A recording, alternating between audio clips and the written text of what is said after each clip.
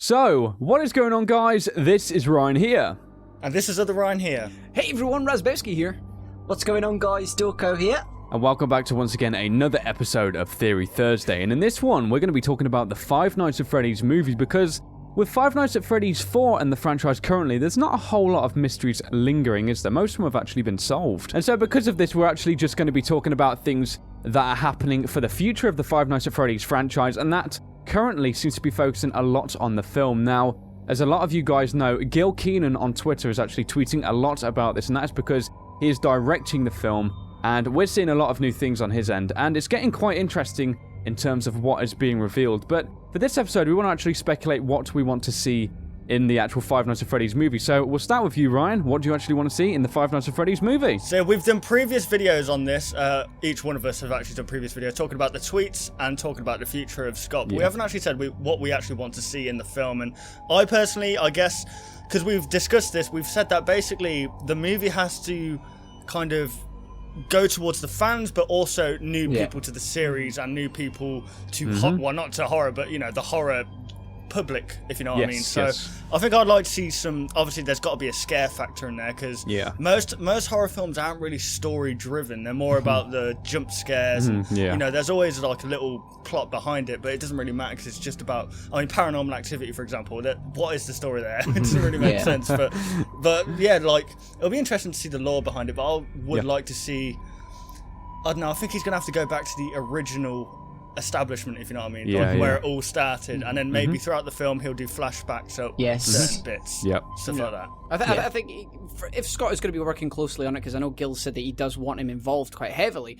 is I think if he can try and incorporate flashbacks to the original place, maybe if that's I don't know, you could have that in black and white quite easily. It might look pretty cool. But the main thing that I want from it, from a horror fan point of view, is I want it to be scary. I want that atmosphere. I want, because it could be really, really good. Because depending on where it's set, it could just be incredibly creepy. And if it does take it from the point, and we do see the Purple Man in it, they could make him really creepy by like never showing his face and stuff. And then when the jump scares do come in, as long as I don't want too many jump scares, because it kind of ruins it. You want the suspense, you want the build-up, like Five Nights at Freddy's 4 and 1. They were more suspenseful. You didn't know when they were coming, and you could sense that always something was coming towards you, but you just didn't know when it was happening, and that I want that. And obviously, the lore has got to be dank. We've got to have some choice lore in there. It's got to be juicy, it's got to be tasty, it's got to keep us interested. And we might even see some new stuff, which will be really interesting as well. The only problem is that the lore can't be too complicated like the games. I don't want it to be complicated, because I know reviewers will be like, oh, I don't like this film, it's scary, but the story doesn't make any sense whatsoever. Because, you know, people who haven't understood the game as well, they're not going to know what it's about. So I want him to stick with the main characters. I don't really want to see, I don't know, like the toy animatronics. He can leave those out, I think, and just other complications as well. I just don't want too much to be in the film, to be fair. But you've got. It's so good. Carry on. I do want the main story, though. I want the main story of the Purple Man killing the kids, possessing the animatronics. But I don't want, like, you know, complications to that. I was actually going to say, like, you got to think about it from a movie's point of view. Like, there's a budget involved, so the fact that you know there's not going to be too much, like, having so many animatronics like that would probably cost a lot of money in the budget. And I mean, I don't know. They obviously they have to think about, you know, production, sets, props, and stuff like that. So I know it can't get too complicated, like you say, I guess. Well, I think one of the advantages that Five Nights at Freddy's the movie has is it doesn't really have to try too hard to advertise, because pretty much everyone knows about it, and you got to think back to things like the Blair Witch Project and things like that. That film had a very low budget, and its turnover was like 100,000%, because it went for like internet marketing, which is next to free. Whereas usually with these big blockbuster films, hundreds of millions are spent on advertising. So for that, I'm kind of hoping that there's more of a focus with the budget put on the film. And something actually in terms of the plot I want to see built on is, a lot of you guys are speaking about the sort of genuine gist of what we know, but the games really, they only give us a perspective of pretty much one character, which is the Night Guard. We need to know more about the Night Guard and also the side characters, because if it's going to go back to the original locations, we can expect to possibly see Fredbear again. Maybe we'll know more about these kids, their motives, because we don't really know a whole lot of their motives. We know they're bullies, but why? We need to know maybe this kid has some kind of weird background.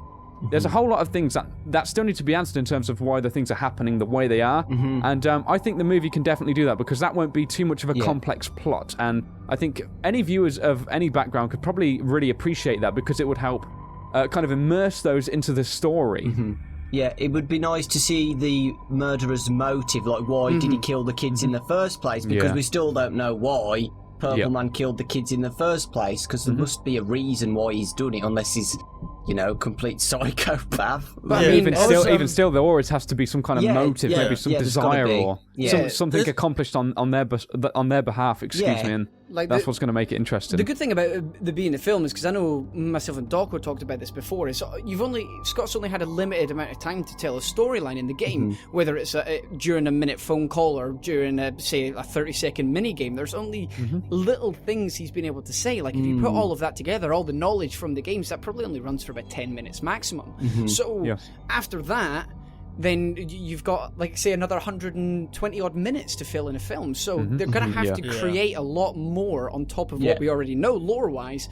Obviously, you've got to build the story in the background up. But I think we could find out a lot of really interesting things. Hopefully, it doesn't move away from the storyline we know and love too much, but I'm all for new stuff, man. I'm all for new stuff, because it'll give us new theories, it'll give us new things, Absolutely, and as long as it sticks with the traditional sense that Scott's created for it, and it doesn't turn weird and put superheroes and shit in it. But you know what I mean? Well, I think, absolutely, going back to, like, obviously what we're talking about, they've got to satisfy everyone from the horror side and the Five Nights at Freddy's side. I reckon it's going to be done in a way where maybe it's like a camera angles, if you know what I mean. So for example, like the kid that we were just talking about, say if loads of people are saying that purple guy might be this guy's dad.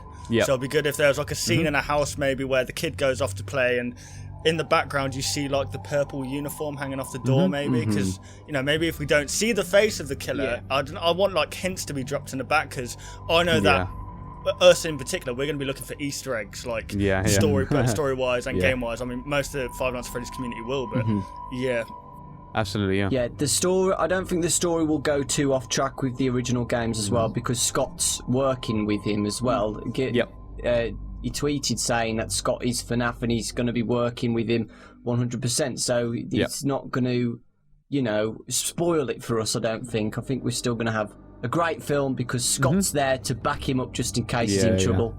I think one thing I'm looking forward to as well is the fact that I think I saw it was either a tweet or something on the Design and Trend website. It actually mentioned that there was going to be more of an outside look at the whole world of the Five Nights at Freddy's universe, if you will. And I think seeing outside of the establishment whilst you're inside also is very crucial. Yes. Because it will give new perspectives on events that before we were very restricted to, and we had... Well, everyone had to experience the same thing the same way. Yeah. Kind of, we were in the office and that's all we ever saw of the establishment. But seeing it in the daytime is something we've never really properly seen before, other than these mini-games. I'd love to see, I'd just love to see it in in and everybody around the animatronics and stuff. Yes, because there's so much that they can do with that, isn't there? You can start to see the animatronics might spark. Anything can really happen. Some slight malfunction.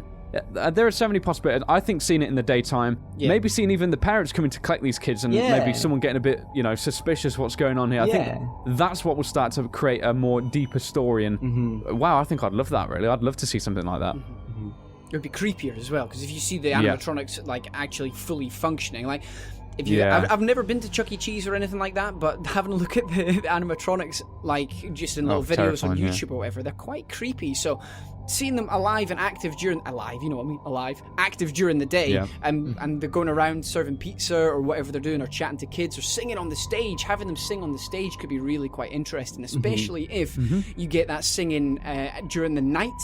So you see the contrast. So you have them singing the same song, but obviously it's in a dark environment. So this would be a complete contrast, and it would be so much creepier that way.